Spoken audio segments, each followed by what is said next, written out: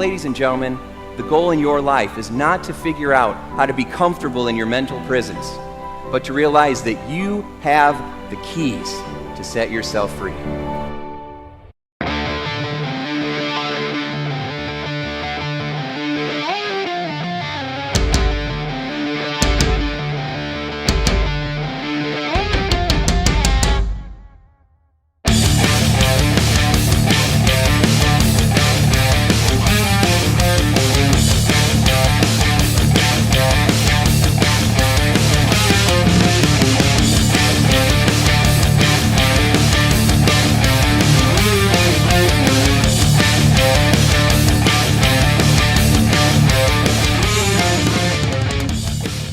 Everybody, welcome to How to Be Mesmerizing. It's Tim Shurr, and today I have a spectacular guest with us. Mitzi Perdue is here. Mitzi, welcome to the program. Hey, what a joy to be with you. I just love your show, and I'm so honored to be part of it. Thank you. Oh, thank you so much. This is a real pleasure. So, ladies and gentlemen, Mitzi Perdue, her father started the Sheraton Hotel empire. Her father started out with one hotel and built it into 400 hotels and became a legend in the industry. And then she also married Frank Perdue, who is the chicken king, the chicken empire of Perdue Chicken, and she became the queen, of the chicken empire. And then, on top of all of that, she also is an incredible, beautiful entrepreneur and philanthropist. She started her own company. She's one of the biggest grape wine sellers, or I think I'm saying that right? That's good enough. That make wine, in the country. And she's written several books, and she's a public speaker, and she's just incredible. So Mitzi, I'm so happy that you're here with us today. Oh, thank you again for having me on. Absolutely. I'm eager to share whatever I can. So we've talked a lot about some different stories, and I want other people, one of the reasons why I created this podcast is because I get the privilege of talking to some of the world's most mesmerizing people. And I always wish that when those secret conversations were going on, I could be a fly on the wall and I could hear what other people were talking about. And so I created this podcast so that I could bring my listeners and viewers in to these conversations. So I'd like to just start off by asking you to retell some of the stories that you told me when we first met. So why don't we start with how your father created the Sheraton hotels? I'd like nothing better, because when my father started, it was in the early 1930s, at the height of the Great Depression. And it has so many harmonics back to what's going on today. But in his case, he got into the hotel industry when everybody in the world was saying real estate and hotels and travel in general, they'll never recover. It's a disaster. And hotels were going bankrupt right and left. And so why would father get into this industry that everybody was terrified of? Well, he had a secret sauce. And it's one that I think applies as well today as it applied back, let's say, 1933. And I'd like to invite you, Tim, and our listeners or viewers to come back with me to 1933. And father has just bought a hotel. What does he do when he first takes possession of a hotel, knowing that in general hotels are going bankrupt like right and left, and the unemployment rate at that time, we're talking 1933, is 25%. Wow. The day he takes possession of a hotel, the first thing he does is he invites all the employees to come into the hotel ballroom. And there could easily be 400 people there. And he told me, because I asked him stories all the time, he told me that he understood that the people in that ballroom, that they were just a really demoralized group of people, because it would be very typical for somebody to take over a failing company to clean house, fire people. And the people in his audience probably, or how about certainly, were worried that they were going to be fired, worried that they'd be on the breadline. Because if there's 25% unemployment, you are not going to get another job. So father understood that. And the first words out of his mouth to his new employees was, I want every one of you to keep your job. I want you to keep your job because I believe in you. I know that you know this hotel better than anybody else on earth. And I know that you know your job better than anybody else on earth. And I want you to stay because together, my part of this is I'm going to give you the resources and the encouragement and the support to show the world just how good you are. And then he went on. He said, together, we're going to make this hotel the most popular hotel in the whole city. It's going to be the best served, the most financially stable. It's going to be an example to the rest of the whole city that things can turn around. Well, just imagine what it must have felt if you were in that audience, going from the depths of despair, how am I going to tell my spouse or my significant other that I've been fired, to, hey, there's somebody who believes in me and this hotel is going to make it. Well, that's the beginning of the story, and I'm probably monologuing too long, but there's a part 2 to the story. Yes, please continue. I'm mesmerized already. Thank you, thank you, thank you, thank you. So that's part 1 of the story. Part 2 is what the employees experienced the next day.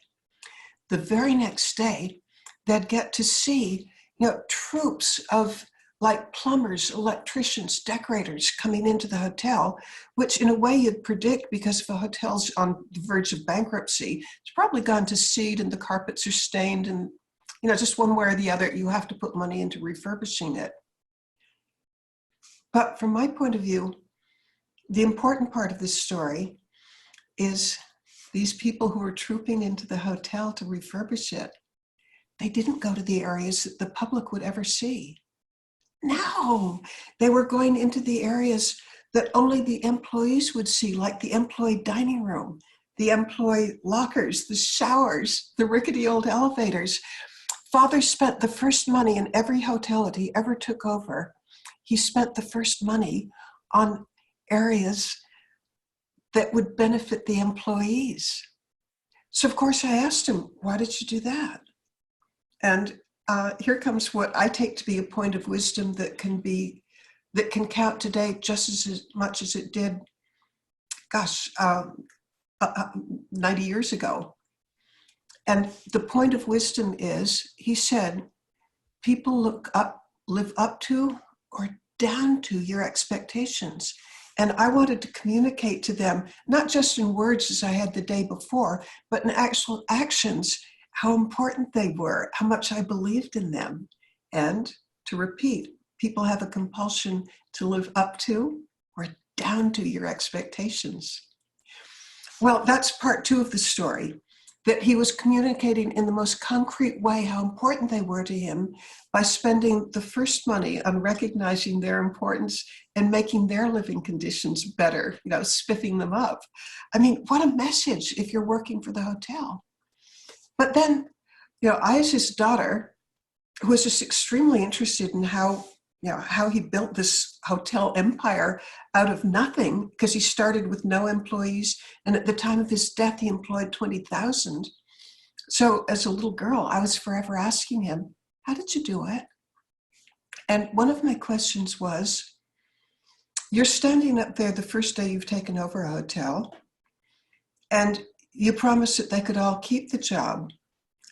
How come you did that? Why not make them earn it in some way? This is my childish question. Mm-hmm. And his answer, and again, this is a point of wisdom that I think applies as much today in tough times as it did back then. And what he would answer, that question of why did you promise them they're keeping their jobs, is he said, if you want people to do things your way, if you want compliance, if you want influence, and maybe dare I use the word mesmerizing them, if you want people to do what you want, in his world, he told me that there are 3 major ways. I mean, there are probably a million, but there are 3 in his world. And the first one was intimidation. He could have stood up there in front of 400 employees or 800, however many it was, and he could have looked at them and he could have said, shape up or you're fired. Mm-hmm. Intimidation. Old school leadership. That's the old school approach for so many people, not mesmerizing leaders like your father, but for so many. Well, he explained what was wrong with the intimidation old school way. He said, the problem with intimidation is often you can get compliance. They'll do what you want, but they'll do it grudgingly. They'll never go the extra mile. You're not a team. Mm-hmm. Okay, so in his world, there was a second way, bribery. He said, I could have stood up in front of them and I could have said, do a great job and there's a raise in it for you. Maybe there's bonuses. But he said, that's better than intimidation, but it's still an ineffective way for a leader to approach getting compliance. He said the problem is it's too transactional. People will work for the bonus or the raise, but they're not going to work for something bigger. He said the way that he endorsed was inspire, don't require. Give people a better vision of themselves. He said that a person, imagine that you're a maid and you're making a bed. You could frame that job as I'm cleaning the room, I'm making the beds, or maybe I'm bartending or carrying suitcases, whatever I'm doing. I could look at it that way. And that's kind of a drudgery job and I got to do it for 8 hours because I need my paycheck. It's one way of framing it. But Father wanted to frame it as, we're going to have the best, most popular hotel in the city. We're going to be an example to everybody else that things can turn around. And by the way, they always did. So his view was inspire, don't require. And, one of his phrases, which I just love, is that a leader's job is to give people a better vision of themselves. And look where it took him, from an industry that was failing to one that was so successful that, again, at the time of his death, 400 hotels, 20,000 employees. So my summary of all of this is that I think these are timeless secrets of success. It's how you treat people, how you inspire them to go the extra mile. To me, that's the secret of Father's success. Wow. 3 wows. Mitzi, that was amazing. Oh my gosh. That was a powerful story. Wow. Would you allow me to have the fourth part of the story? Because I've told you 3 so far. If there's 20 parts of this story, you just keep going. Okay. I feel a little guilty about monologuing, but it's so my deep in listeners my have heart. heard enough from me. They want to hear you. Well, no, they tuned in to hear you, and so I'm feeling guilty, but oh well. Guilt doesn't stop me. That's good for you. That's another lesson. Oh my gosh. I hope people are taking notes right now. We don't let guilt stop us. All right. So what's number 4 then? Okay. I saved the best for last. Okay. The number 4 is Father in the 1930s, as far as I can tell, and I'm a little bit of a history buff, and I also studied management, and I even know what the theories were at that time. I mean, I have a master's in public administration. That's how interested I am in this whole subject of how he did it. Yes. At that time, there was something called Theory X, where you just demanded, and how was he able to completely, swim outside the river that everybody else was swimming in? And I think I know the answer. Huh. And the answer, and again, I hope this is useful to people, because he did something that was just so valuable that, anybody who chooses to emulate it, it might be useful to you. And here's what it is. The story that I just told about how he would inspire the people who worked for him, you would think that comes from just extraordinary understanding of human nature and instinctive just grasping of what people were all about. Well, I'm going to go with extraordinary understanding of human nature, but it was so far from instinctive. I mean, you could see the curvature of the universe from the distance that it is from how he started out. how he started out, and this is a story that's told over and over again in my family, in the Henderson family. When he and my mother got engaged, he was 26 years old. And mother, who was, a Southern belle from West Virginia, came east to Cambridge, Massachusetts to meet her future in-laws. And his mother, grandmother Berta, told my mother, don't marry Ernest. He can never keep a job. He can never stick to anything. You're going to end up poor.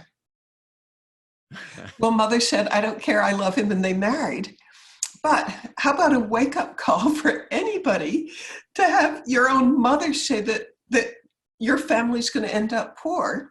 And by the way, I think you know the rest of this story. We didn't end up poor. But how did he change from somebody who was could never stick to anything and seemed like the world's worst marriage prospect?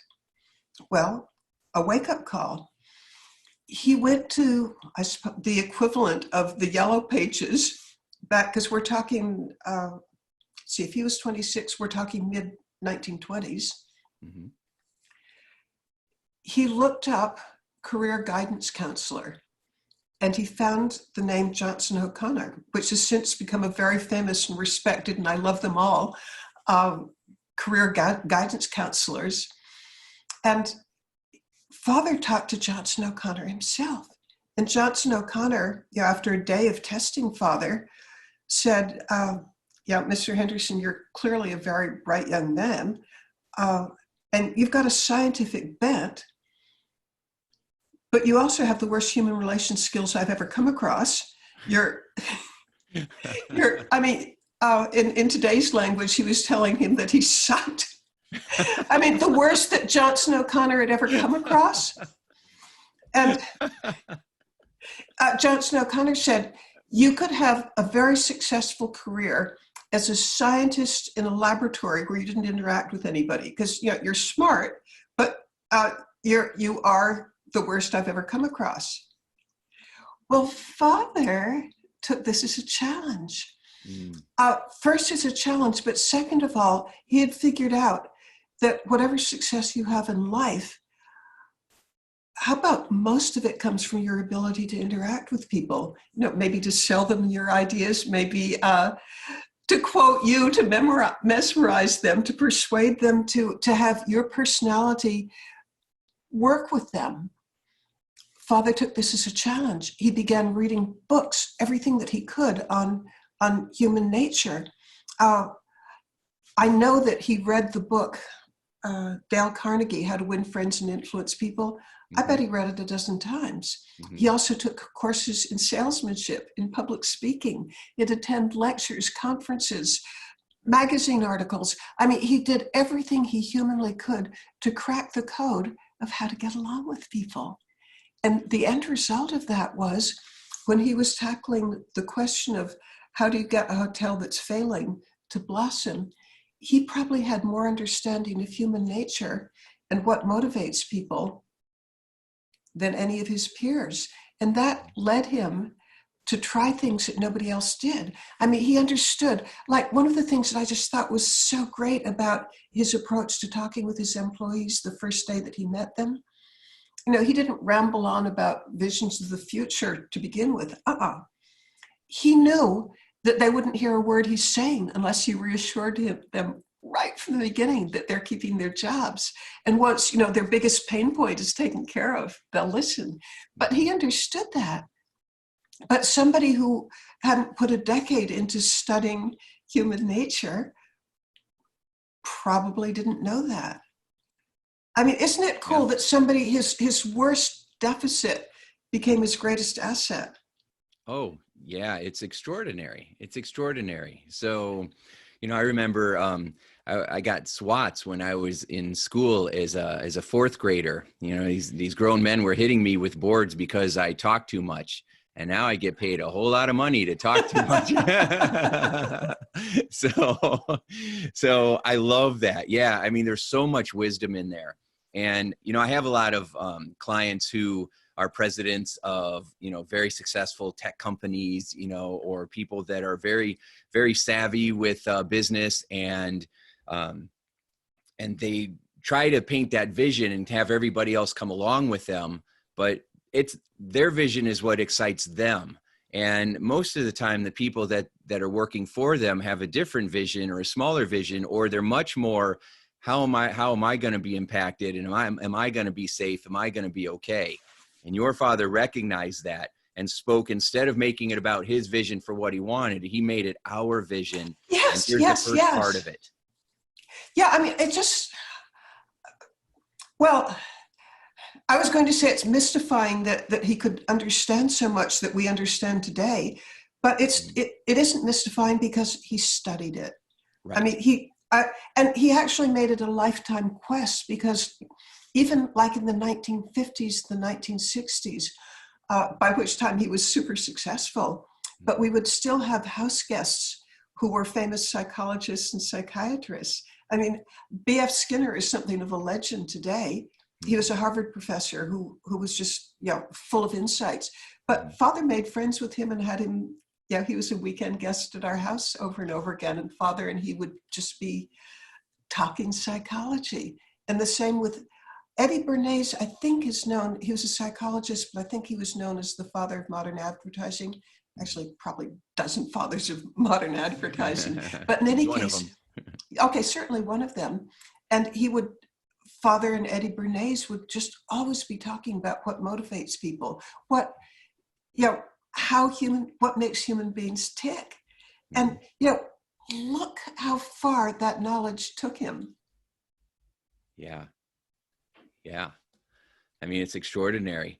So let's review a little bit, because there are so many golden nuggets in what you just said. It's just extraordinary. So he went through life believing in people. He had to learn how to do that, right? He had to go. A lot of times people are talking about the success secrets. The word secret is of such a, savvy marketing tool that people use secrets for everything, right? But there aren't any secrets. The books, the audio programs, they're around, they're available. The people that I know that are the most successful, I modeled them when I was 18 and didn't have any money. I went to the library and I would borrow stacks of audiobooks, and I would put them in my Walkman, and I would walk around the block, and listen for hours and hours. I've listened to thousands of audiobooks and gained that, the wisdom. My son has that book, How to Win Friends and Influence People. I thought, what's one book that I could put on my son's dresser so he could look at that and learn from the most? And I chose that one from Dale Carnegie. And we were talking about it just yesterday, about really? How he's starting to understand and see in his life how these things are working out, because he said that I have this one friend that I was really, I got really interested. He was very good at playing piano, and I got really interested in how he learned that. And I got really interested in him. And he said, all of a sudden, he got really interested in me. And I didn't know how we became friends so quickly until I started reading the Dale Carnegie book. And then it made sense. I'm like, oh, Max, you're getting it. His name's Maximus. I said, you're getting it, right? You're really understanding now the power of this. So your father had the ability to help people see a better vision of themselves, which I just love that, and believe in them and inspire, don't acquire. I mean, so many things that you said make people feel like they're a part of something special, and they'll give you that discretionary effort because they want to, because they feel like, it meets their needs for contribution, right? And for significance and for love and connection. So beautiful. I love all of this. Wow. So that was your father's world. And then you meet Frank. So tell us a little bit about Frank Perdue. Well, he was my hero from beginning to end. We were married 17 years until his passing. But, he had so many attitudes that were similar to my father's. Like, if you were to ask him the secret of his success, he would just right off tell you the people who work with me. And he really believed that. And he had a whole lot of sayings in that subject, such as, none of us is as smart as all of us. And I have a story that tells something about me, but a lot about Frank.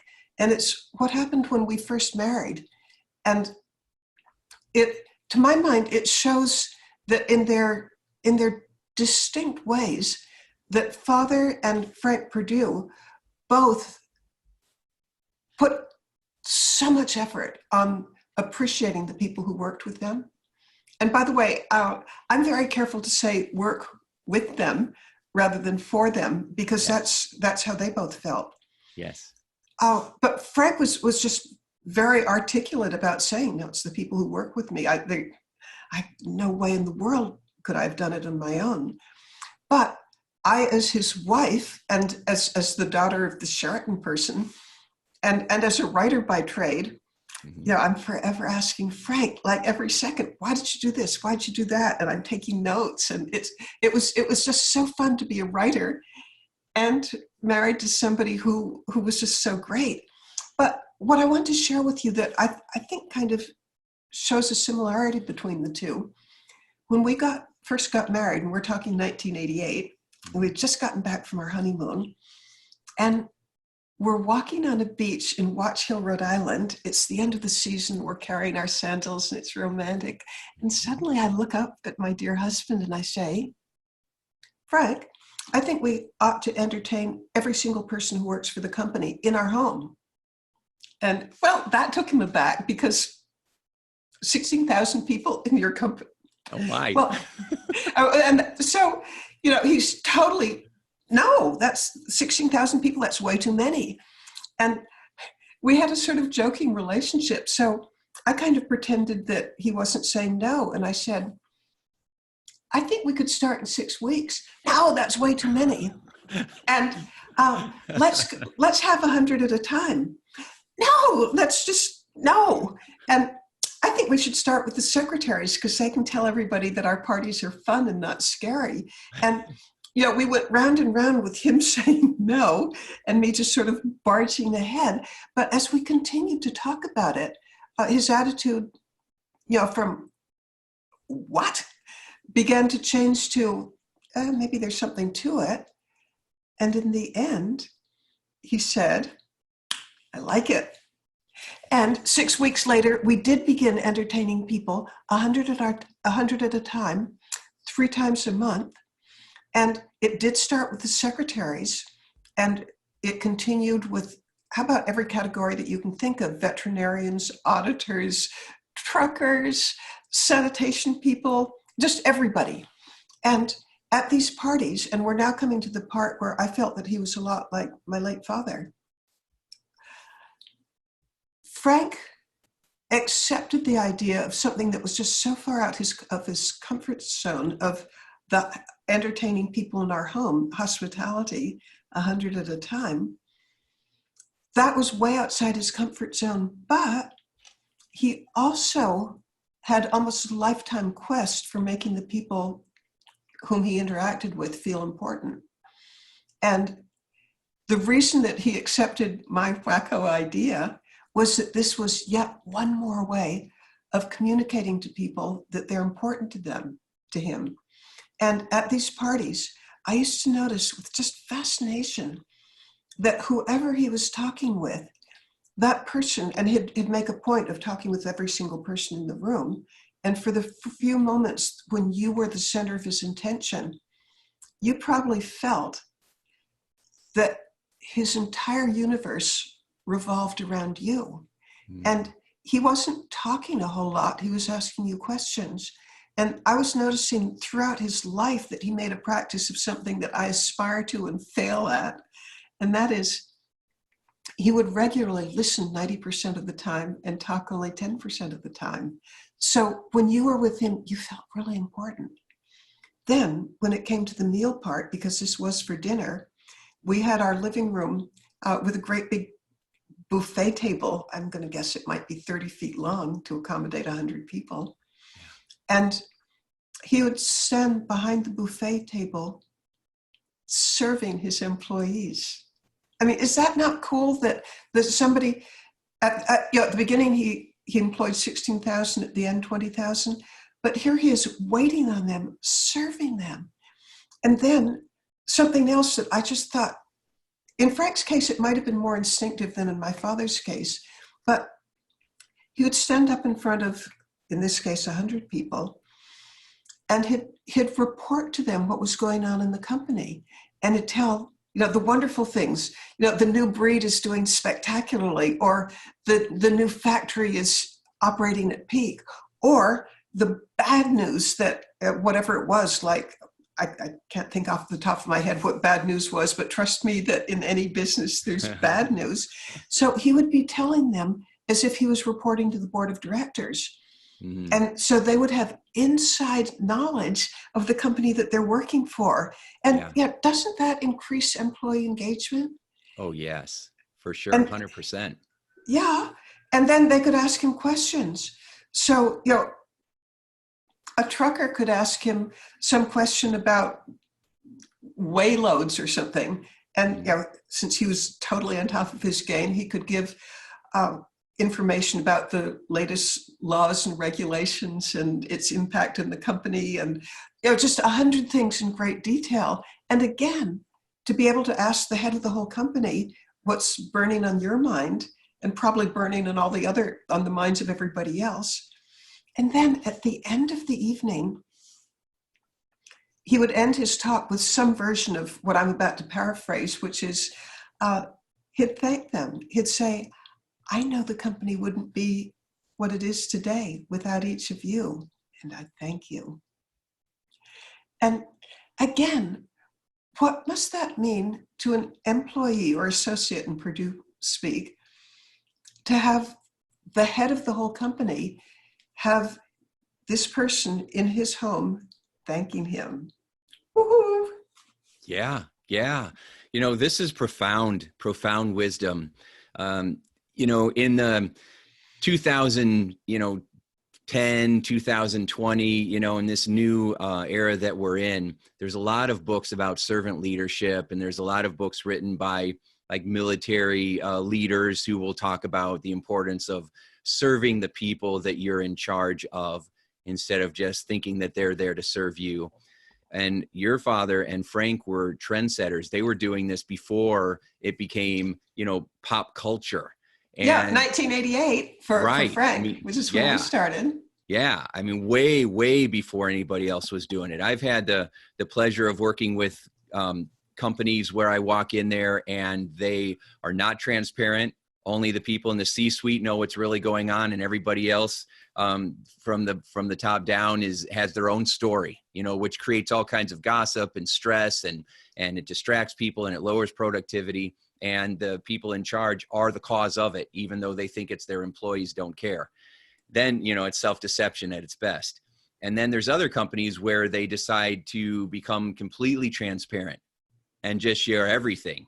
And they're scared, and at first people are unsure, and some people are complaining, but those people are always going to complain. But what happens is they become stronger and they're more powerful, and the culture becomes even more powerful than it was before, because of the honesty, because you're treating, employees or associates as human beings and adults instead of treating them like children. It's so powerful. And everything you're saying is gold. It really is gold. You want to be an influencer of people. Well, something else that he did, and again, this is a case of please do as I say and not as I do, because although I aspire to what I'm describing, I don't get there, but I try. But here's what Frank was just miraculous about, and his son Jim is equally good.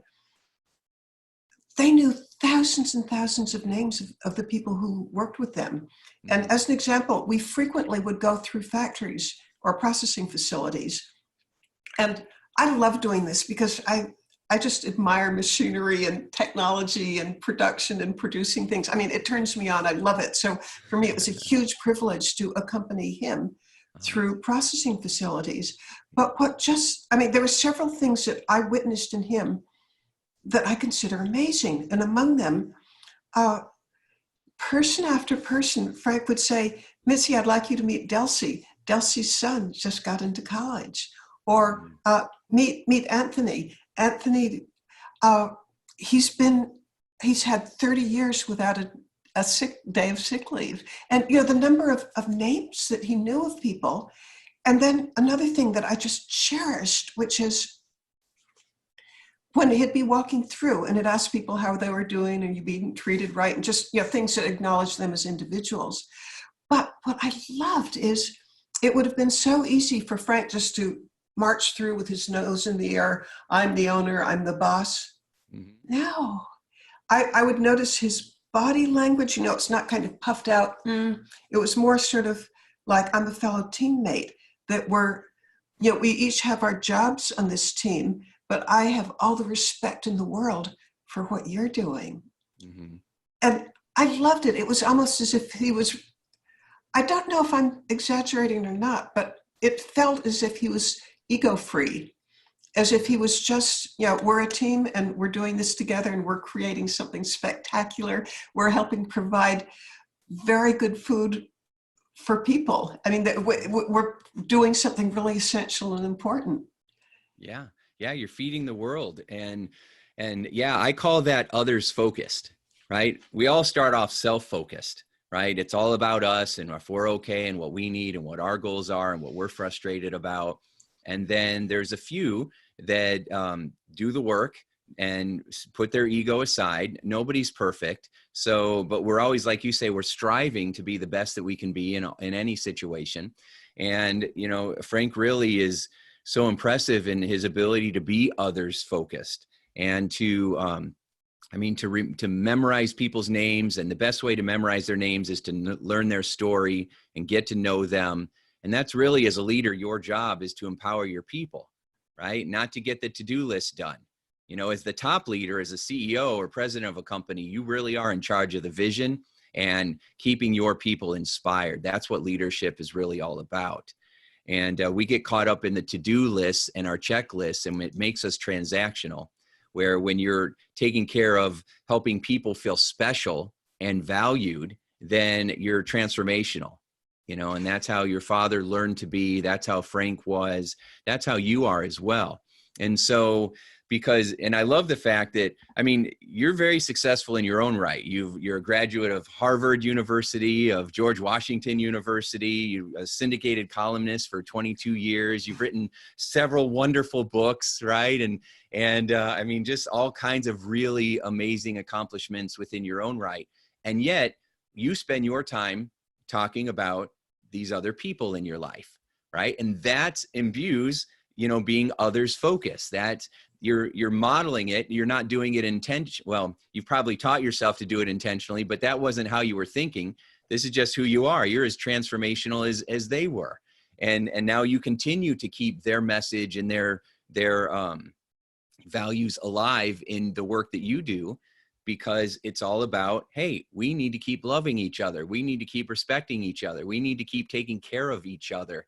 And even if it's just remembering somebody's name, they say your favorite word is your own first name, right? By the way, Frank, like my father, both took the Dale Carnegie course and both loved the book. And Frank also made the course available to top management at Purdue. So he was totally on board with the idea that that you learn people's names, you make them feel important. And you caused me to think of something else that Frank did, where there was I think it benefited him because it benefited his soul, but I don't see that it would ever contribute to the company's bottom line. So there was nothing transactional about what I'm about to describe, mm-hmm. which is how we spent our weekends, particularly our Saturdays. Mm-hmm. I think I'm going to guess that the average person on Saturdays, maybe they're doing errands, maybe they're watching the games, who knows? But here's how Frank and I would spend at least our Saturday afternoons. We had a list from his administrative assistant, her name was Elaine Barnes, just to give us a list of people or associates who are in the hospital. And when you're employing 20,000 people, just by the law of averages, there will be some people in the hospital. And we used to call on them. And, you know, how great must it feel for somebody, you know, fairly low down in the hierarchy, I mean, at any level, to have, and there would often be as many as 10 in the hospital, maybe it's flu season or something. And we would go by and call on each one. And, you know, how great is that? But then imagine that that there are very few people that day in the hospital, maybe it's 2 or something, and we still have a couple of hours left over, we would go out and visit retirees. Wow. Because he felt, you don't stop being important to me just because you're retired. No, what you've done, you are important. And I always felt that Frank was one of the greatest egalitarians that I'll ever come across. Because something else, I just wonder how many heads of Fortune 500 size companies would do what I'm about to describe. Each plant has a cafeteria. And Frank would regularly eat in company cafeterias, and sometimes I'd get to join him and I'd get to watch, and he'd sit down, and pretty soon, sometimes he might join an existing group, or sometimes he'd sit down and people knew that they could come up and sit beside him and just talk about what's going on. And I mean, the realism that would give him of what's going on. I mean, it's not perfect realism, but he sure knows a lot more when he's sitting down and talking with 3 or 4 associates and asking how they're doing than he would be if he was at some great big expensive restaurant, which he could surely afford. Yeah. In fact, I'd recommend that to anybody who's part of a large company. Eat in the company cafeteria and get to meet people. And even I used to do that. And some of the best adventures of my life kind of comes from eating in the company cafeterias. And I hope you're about to ask, gee, Mitzi, tell me one. Yeah. Yes. Please. We have a plant in Accomack, Virginia, and it's about, it's maybe a 90-minute drive from here. And one day I was coming back from traveling, but along the way, the stop that was nearest around lunchtime was Accomack. So I go into the cafeteria, and I sit beside this wonderful African-American lady, mm-hmm. and we get to talking. Mm-hmm. And she's just really curious about what my life is like. And I have no secret. So I tell her, anything that she wanted to know, like what Frank was like at home. And mm-hmm. I thought he was great. But mm-hmm. I'm busy answering her questions. But then I think, turnabout's fair play. And I began asking her about her life. Yes. And one of the things, this was early on in Frank's and my marriage, so I would have known the answer if it had been a few years later. But the question that I wanted to know is, and I hope and pray that I was really diplomatic and sort of in a roundabout way of getting to know the answer to the following question. And I did not just straight out ask it, but this is what I was getting at. Does it ever get boring doing the same thing day after day? Mm-hmm. And wouldn't you wonder that? What's it like? Say you're putting chickens, the same job after 15 or 20 years, how boring might it get? Mm-hmm. And again, please believe me, I'm not perfect, but I am diplomatic enough to know just, I didn't flat out ask it, but I did get at it. Mm-hmm. And her answer to my very roundabout question was, I love every day. Every day is exciting, but it would be hard for me to explain why. The only way you could really understand it is if you'd come to the plant and work side by side with me for an 8-hour shift.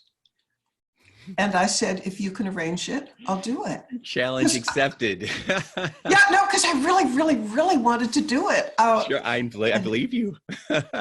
Okay, so she talked with her supervisor who, up the chain of command, it probably reached Frank by the time they gave me permission to do this, but they could be pretty sure that I wasn't going to sue them if something went wrong. So, yes. I mean, because I think an average person who isn't the owner's wife would not be allowed to go in the plant and do something. Yes. But nevertheless, a couple of days later, I'm in the plant and I'm suited up. It looks something like a space. I mean, there's hats, there's hair, there are hard hats, there's hair nets, you're just suited up so that everything's safe, so that the food is kept as pure and safe as possible. Mm-hmm. So there I am, and I'm standing beside my new friend, and our job is to put chickens in, there's a conveyor belt, and you attach them to the conveyor belt and it's moving. Mm-hmm. And first of all, for the end of my life, I'll have enormous respect for the people who do this because it looks so easy. But how about in 8 hours, I never got it right. And that meant just an enormous amount of laughter from the people up and down the line because they had to fill in for me. But I bet they loved it that you were there.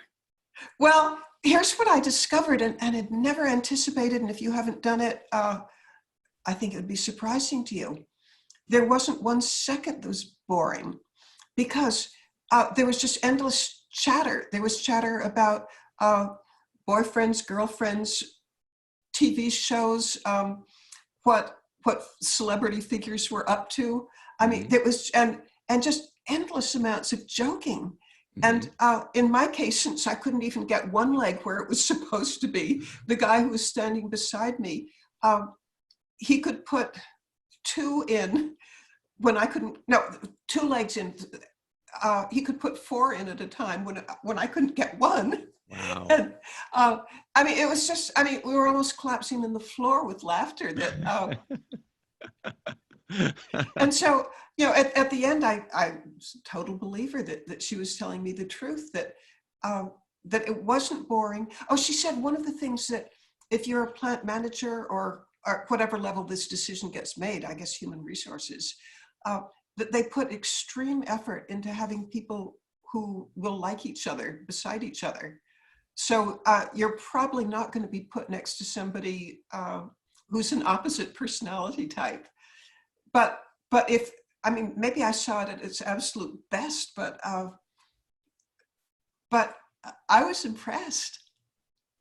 You know, that's, again, there's so much wisdom in this, from the fact that you were in there, you know, and kind of proverbially getting your hands dirty, right? You know, you were definitely there, and created camaraderie and respect and impressed everybody and created that friendship.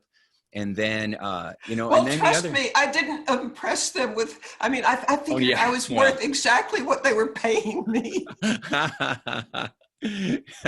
But even that, you know, deprecating humor and stuff, you know, it's the humility that you have and everything. I love it. And then the other, you know, golden nugget of how people, you know, put people together that they enjoy working with each other. It makes you more productive. You know, a complaint that I hear consistently, where no matter what company I'm at or what organization I'm talking to, you know, how do you deal with a negative boss or a negative coworker? You know, they talk about that all the time. And so the fact that you're even putting similar personalities together, you know, is just a savvy insight that maybe people might not catch. But, you know, I think that was really smart. You know, they're doing so many things well. It's truly. By the way, I'm suddenly getting cold feet about the story that I just told, which is I'm telling you it to the best of my ability, exactly as it occurred to me. But yeah. I can't know that every processing facility would be like that. I mean, that was my experience. Somebody else might have a drastically different experience, but that, I mean, I'm telling you what I saw and felt. Well, and I love it because it gives an example of what to strive for. When people feel like they have their work family and they go in and they're telling jokes and they support each other and they're so good at what they do and they feel appreciated by that. And then this woman has this conversation, you know, with, you know, the owner of the company pretty much. Right. And then, you know, and she says, can I come to work with you and then learn about it? I mean, I don't know how many people would, I mean, we could probably count them on our hand, maybe how many people would actually do what you did. Right. And that speaks volumes because people, as you know, they don't do what you say. They don't watch what you say. They watch what you do, you know, and you got in there and did something amazing. You know, that's a legendary story for anybody working in that facility. Oh, did we ever tell you one time we had Mitzi Perdue working on the line? She couldn't get one chicken in there. Right. But they adore you for it. But that brings me up to something that Frank used to say, mm-hmm. which is that being self-deprecating is just a really good, I'm trying to think to do absolute justice to his saying, but that it's just good to be self-deprecating, that it's attractive, that And I'll give you an example of something that he used to coach me on. His feeling was that people want to be important. Mm-hmm. And like, I remember once I was talking with a group and I happened to mention a trip to Europe, and he coached me afterwards. Don't do that, because if you've done things that they'll never do, it makes them feel less important. Mm-hmm. It's far better to focus on what they do, and don't ever boast about what you've done. And so I learned not to talk about fabulous parties that I'd been to or fabulous trips, because when you talk about how wonderful you are, it can make the other person feel less important. And mm-hmm. there's a quote that just so much applies to Frank, and it's from William James, the great psychiatrist from 1900, mm-hmm. or that era. Mm-hmm. And it was, the deepest principle of human nature is the craving for appreciation. Mm. So they want to be appreciated. It's not about you and I went on this wonderful trip, it's about them, not about you. That's so beautiful. So I don't know if I told you this story. I'll make it really fast. But there was a woman in a high-powered position, and she needed to fill a vice president slot. And so she had narrowed it down to 2 gentlemen. So she invited them over both for a meeting. She sat down with the first gentleman and she said, "Tell me about yourself." And he went on to talk about all his accomplishments, all the things he had done, all the adventures he had been on. By the end of that conversation, she was convinced that he was one of the most amazing people she ever met. Then she interviewed the second person. The second person came in. She said, "Tell me about yourself." He said, and he started talking about the things that he's done and his accomplishments. But then he asked how she had got to where she was, and how, the accomplishments that she had and all the things that she had done, and how impressed he was with her. And she started talking more about her journey. And by the end of the conversation, she was convinced that she was one of the most amazing people she had ever met. Who do you think she hired? Right? Gentleman number 2. Yes. So again, you're right. It's I love William James, the desire for appreciation. He always said the greatest discovery of the 20th century is that the quality of your life is determined by the quality of your thinking and the quality of the questions that you ask, not just of yourself, but to others as well. So let me just balance this real quick with the self-deprecating, because it's perfectly fine to talk about the Washington parties you've been on, the celebrities you've hung out with, the people that you've done. If you're talking to other people that have had similar experiences, or if you're talking to people who are inspired by that and would like to have those experiences. But you're right. Many more people feel small instead of tall when, if they feel like that's not possible for them. And that's just, a lot of it is limited thinking. So I think it's really valuable and important to make sure that you feel good about yourself. But if you are in a powerful position, talking about your failures, talking about the mistakes that you've made, poking fun at yourself really is a charming characteristic, because a lot of people in those positions are only talking about how fabulous they are. They're making themselves important. They're not focusing on helping those around them feel important. And that's what the best communicators do, the best influencers. They walk around, I have my acronym LOVE, LUV. They walk around loving people, listen to, understand, and validate, right? And when you walk around validating and loving on people, then they really, they hold you in high esteem. So, wow. So let me ask you a couple of questions, because this has just been absolutely outstanding. Oh, thank you. I want you to tell everybody that's with us right now the story that you talked about with Napoleon Bonaparte and Mother Teresa, because I loved it. So I want you to share it again, please. Okay. Actually, it's from a book that I just wrote with Mark Victor Hansen, How to Be Up and Down Times. Let's see if I can hold it straight up. That is an absolutely awesome book. Everybody should go on Amazon right now and order your copy of it, because it is spectacular. You have a sense of who Mitzi is just by the extraordinary stories that she's already shared. And Mark Victor was just on our program, and he's extraordinary as well. You put those two together, and so order your copy now. All right. So tell us that story that's out of that book. This story is, by a huge coincidence, a few years ago, I read in the same week a biography of Napoleon, the great emperor of France. Mm-hmm. And I also read a story about Mother Teresa. And Napoleon, good Lord, back in the 1800s, early 1800s, he was pretty much the emperor of the Western world. I mean, he owned more territory, he had more money, more castles, palaces, women, just all the status and the goodies that the world has to offer. Mm-hmm. Mother Teresa, in contrast, the only possessions that she personally owned were 3 cotton saris, the robe that an Indian lady might wear, Mm-hmm. and the sandals on her feet. She had a vow of poverty and a vow of humility. I mean, could you get 2 characters that would be more opposite? Napoleon Bonaparte, Emperor of France, Mother Teresa, Catholic nun. So who had a happier life?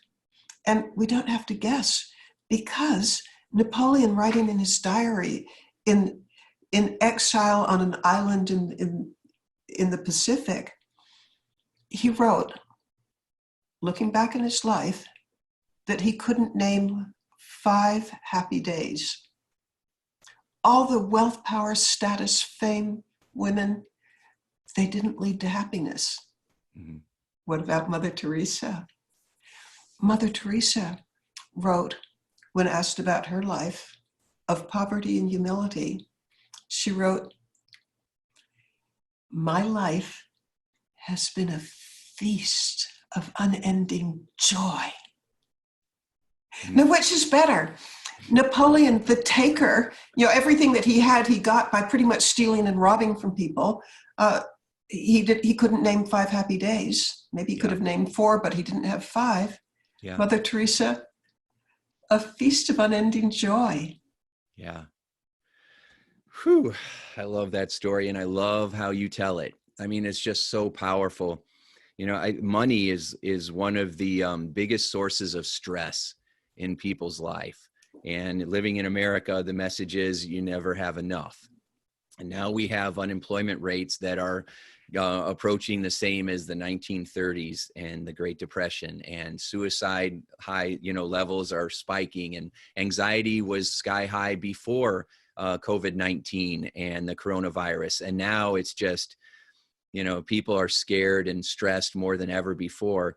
And all the advice that you're giving, all the insights, all the golden nuggets is something that we all have access to, right? You're not talking about money at all. You're talking about how you spend your time and how you help people feel, how you help people feel about yourself, and how you help people feel about, how do I say this? How good you make yourself feel and how good you make others feel. And you really got to start by making yourself feel loved and appreciated. You got to fill your own cup up so that you can then take that cup and fill everybody else's cup up through the day. But you got to fill your own up first, right? Yeah.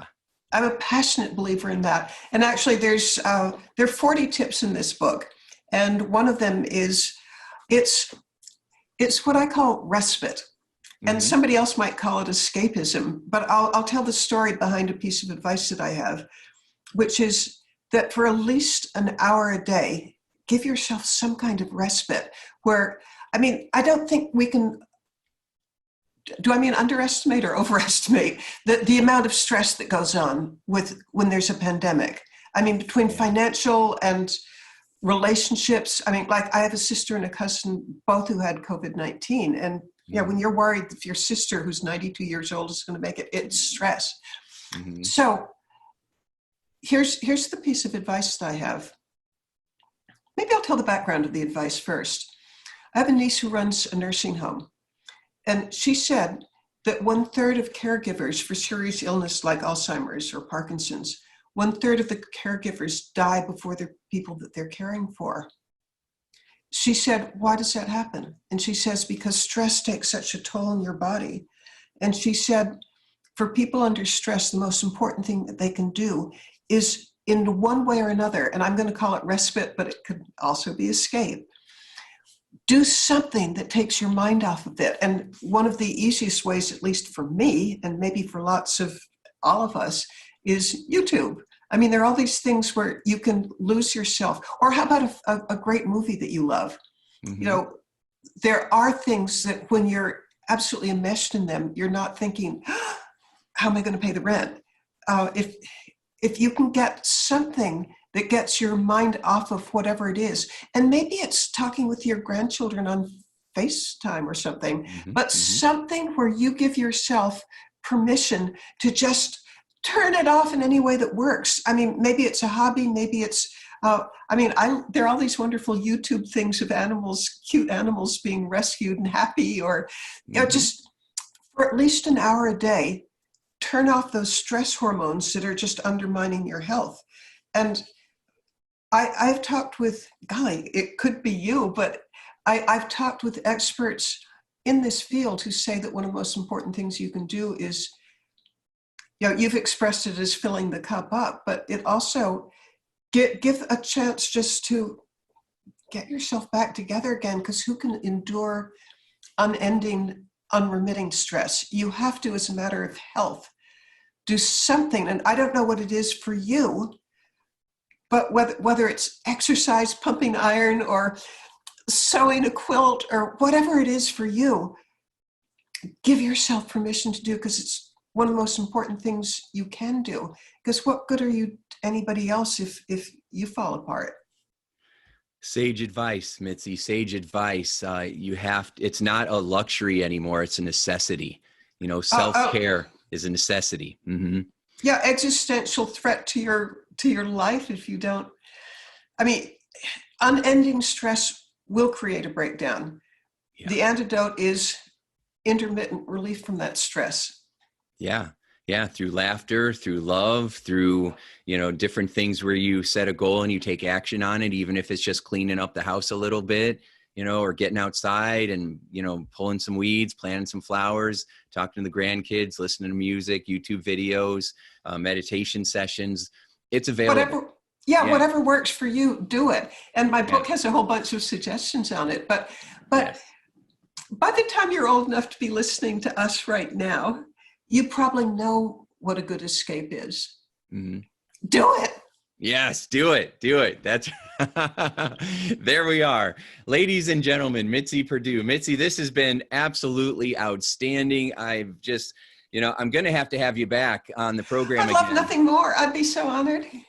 Yes, you're a delight. And I'm so happy. The stories and the insights, I mean, just amazing. There's so much. I'm going to say it right here and now. This is the best customer service interview ever. I mean, you just had gold after gold after gold nugget for how to have influence and how to take care of people, how to grow a business and a life, and and how to take care of people, and that leads to great joy. And I can't thank you enough. So thank you so much for being on the program today. Well, I'm so grateful to have been invited. Oh, absolutely. Okay, so everybody that's been watching and listening, holy cow, that was incredible. Mitzi had so many takeaways. It was just absolutely awesome. So here's what you need to do. You need to get on Amazon and get a copy of her book, How to Be Up in Down Times, with her and Mark Victor Hansen, because it's an extraordinary book. It's full of even more stories and 40 takeaways and stuff, practical advice you can use immediately. And you're getting it from one of the legends, one of America's royalty, right? And so definitely grab that and use it, and it'll make your life more mesmerizing. And then share this interview with your team leaders. If you are an employee, and again, employees, we're all employees, right? It doesn't matter what our title is. What matters is that you're a part of a company or a part of an organization. So whatever role you might play in that, make sure that people that are making decisions within that company and within that culture are watching this interview, because it is powerful, and it will supercharge your culture like nothing else can. So then make sure you put a review and like this, and stay posted for the next episode. So thanks so much for watching. Mitzi and I really appreciate you, and we do this for you. So take what you've learned, apply it, and make your life mesmerizing. And we'll talk to you soon. Bye, everybody. Hey, would you like more free tips on how to be a mesmerizing leader? Then check out mesmerizingleadership.com and also hang out with me on Facebook, facebook.com/Tim Shurr. Thanks so much and make your day a sure success. Hey, it's Tim Shurr. Would you like to learn my best secrets for how to be mesmerizing?